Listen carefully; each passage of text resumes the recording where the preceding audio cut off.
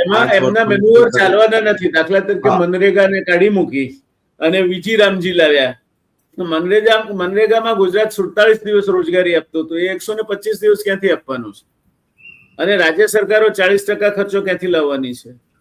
કેન્દ્ર સરકારે તો પોતાનો ભાર હળવો કર્યો, કારણ કે પૈસા નહોતા કેન્દ્ર સરકાર પાસે. તો રાજ્યો પાસે એ સ્થિતિ છે.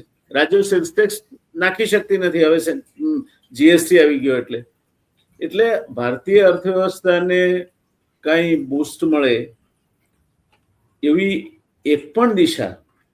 ઉદ્યોગોમાં અત્યારે તકલીફ છે, જે સર્વિસ સેક્ટર છે અને એમાં એક્સપોર્ટ ઓરિએન્ટેડ છે, ઇન્ડસ્ટ્રીઝમાં તકલીફ છે. કૃષિમાં બાકી રહ્યું તો કૃષિ એકલા દેશની આખી અર્થવ્યવસ્થાનો ભાર કેટલો લેશે? છતાં કૃષિ છે તો આપણે સ્થિર છીએ. જો કૃષિ ના હોય તો આ દેશની અર્થવ્યવસ્થાના છોતરા ઉડી જાય.